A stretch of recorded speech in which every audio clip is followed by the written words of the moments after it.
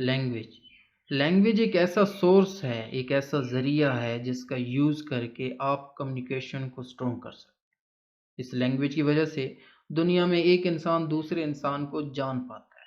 इस लैंग्वेज से इंसान को हर अच्छे और बुरे में फ़र्क करना पता चलता है, वो फ़र्क करना सीख जाता है।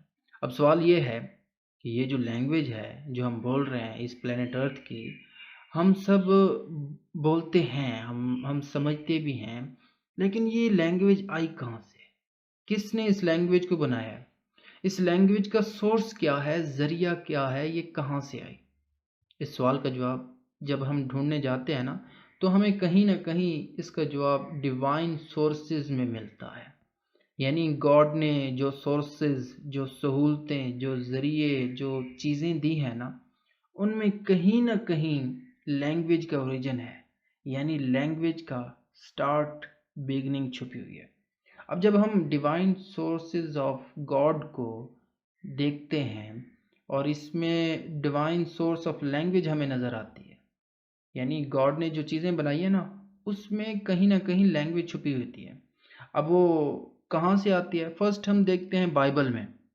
बाइबल में हम जब देखते हैं ना, तो हमें पता चलता है कि एडम ने ना सबसे पहले, हज़रत आदम अलैहिस्सलाम ने सबसे पहले लैंग्वेज का यूज़ करके सब क्रिएचर्स को बुलाया था। यहाँ पर लैंग्वेज का यूज़ करके उन्होंने इन क्रिएचर्स को गाइड किया था। तो यहाँ से पता चलता है कि लैंग्वेज यहाँ से शुरू हुई। दूसरा, हमें डिवाइन सोर्स ऑफ लैंग्वेज मिलता है हिंदुइज्म से, और कहा जाता है कि लैंग्वेज गॉडेस सरस्वती से आई है। उन्हीं की बनाई हुई ये लैंग्वेज है। ये गॉडेस ऑफ नॉलेज भी है, और ये वो गॉडेस है जिनसे लैंग्वेज लोगों के सामने आई है। उम्मीद करता हूँ यहाँ तक आपको डिवाइन सोर्सेज का समझ आ गया होगा कि डिवाइन सोर्सेज क्या है। अब बात करते हैं मज़ीद उन एलिमेंट्स की जिनकी वजह से ज़ुबान का ओरिजिन या ज़ुबान आपके और हमारे पास आई है। डिवाइन सोर्सेज के बाद ना नेचुरल सोर्सेज ऑफ लैंग्वेज को हम पढ़ते हैं। बहुत सारे लिंग्विस्ट ने, फिलोसफर्स ने डिफरेंट थ्योरीज दी, डिफरेंट अपने पॉइंट ऑफ व्यूज़ दिए।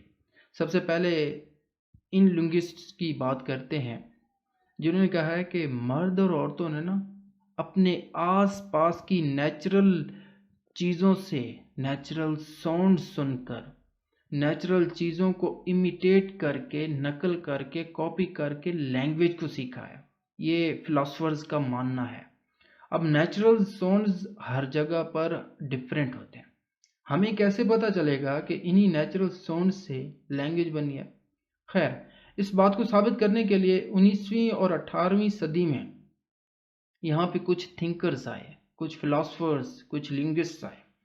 इन्होंने कुछ थ्योरीज दी और लैंग्वेज को बताया कि लैंग्वेज यहाँ से आई। सबसे पहले एक थ्योरी का मैं नाम ले लूँ, पो थ्योरी। जैसे ओ, आउच, ओए, वाह, इस नाम यानी इस किस्म की फीलिंग्स से जो आवाज़ें निकलती है, तो यहाँ से इंसानों ने सीखा। जैसे कि नाम से ज़ाहिर है, इस थ्योरी से वो आवाज़ें बाहर निकलती हैं जो इंटेंशंस में ना हो, जो फीलिंग्स से रिलेटेड हो। ठीक है, अब जैसे कुछ होगा, मतलब हर्ट होंगे, तो फ़ौरन आउच इस किस्म का लफ्ज़ निकलेगा ना। तो अब यहाँ पे क्या कह रहे हैं कि जो इंटेंशंस में ना हो, जो फीलिंग्स से रिलेटेड हो। आपको पता होगा जो फीलिंग्स से वॉइसेस पैदा होती हैं, तो यहाँ से इन वॉइसेस से इंसान ने लैंग्वेज सीखी। अब सेकंड थ्योरी हमारी वो की है। इस थ्योरी के मुताबिक लैंग्वेज जानवरों के रोने से पैदा हुई है, और आसपास के लोगों ने ना जब जानवरों की आवाज़ें, उनका रोना सुना, तो इन्होंने इन जानवरों की आवाज़ों को कॉपी करना शुरू कर दिया था, इमिटेट करना शुरू कर दिया था। यहाँ से ह्यूमंस ने लैंग्वेज को सीखा। इसके बाद एक और ऑकवर्ड सी थ्योरी के मुताबिक जी हाँ, हमने लैंग्वेज सीखी है। इस थ्योरी का नाम डिंग डोंग थ्योरी है, जिसके मुताबिक लैंग्वेज आसपास के नेचुरल ऑब्जेक्ट्स की वजह से बनी है। नेचुरल ऑब्जेक्ट्स जो भी आसपास आपको नज़र आ रहे हैं, इनसे पैदा होने वाली आवाज़ों को ह्यूमंस ने कॉपी करना शुरू कर दिया था, इमिटेट करना शुरू कर दिया था, और यहाँ से लैंग्वेज शुरू की। इसके बाद यो ही हो थ्योरी है, उसके मुताबिक लैंग्वेज उन साउंड से बनी है, उन आवाज़ों से बनी है जो शाउटिंग हम जब करते हैं, ठीक है, तो वहाँ से जो आवाज़ें वापस टकराती हैं और इंसानों ने उन आवाज़ों को इमिटेट करके लैंग्वेज को सीखा। यानी चिल्लाकर बोले गए साउंड से जो आवाज़ें निकलती है ना, उनसे हमने लैंग्वेज सीखी। या फिर जब हम हैवी वर्क कर रहे होते हैं और कुछ हैवी वर्क करते वक्त हम उठाते हैं, उस वक्त जो आवाज़ निकलती है उसको भी हम इस थ्योरी में ही काउंट करते हैं, ठीक है। इस सब के बाद नेक्स्ट थ्योरी है ता रा रा के नाम से, ठीक है, देख लीजिएगा आप। और इस थ्योरी के मुताबिक ना लैंग्वेज को रस्म रिवाज यानी वैल्यूज़, ट्रेडिशंस या फिर रिचुअल्स से उनसे सीखिए।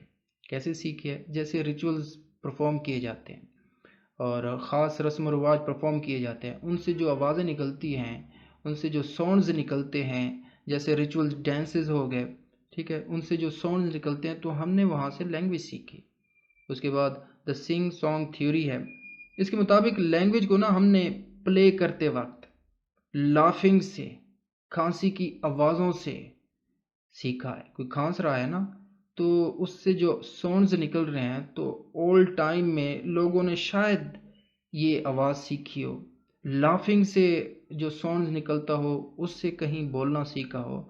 तो ये भी कुछ इस तरह की थ्योरी है। आखिर पर जो थ्योरी है वो द हे यू थ्योरी है। इसका कहना है कि हमने ना ज़ुबान को एक दूसरे से कांटेक्ट में रहते हुए सुना या एक दूसरे से राब्ते में रहते हुए सुना।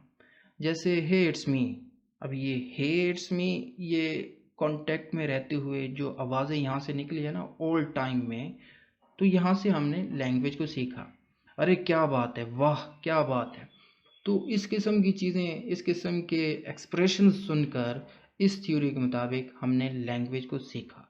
तो उम्मीद करता हूँ ये टॉपिक आपको पसंद आए तो लाइक कीजिएगा, सब्सक्राइब कीजिएगा, अपना फीडबैक कमेंट में देना ना भूलिएगा कि ये टॉपिक आपको कैसे लगा। और लिंग्विस्टिक के जितने भी डिफ़िकल्ट टॉपिक्स हैं जो आपको समझ नहीं आ रहे लिंग्विस्टिक में, वो आपको इस चैनल की प्लेलिस्ट में सिंपल लैंग्वेज में लिखे हुए और सुनने को मिलेंगे। Thank for watching this.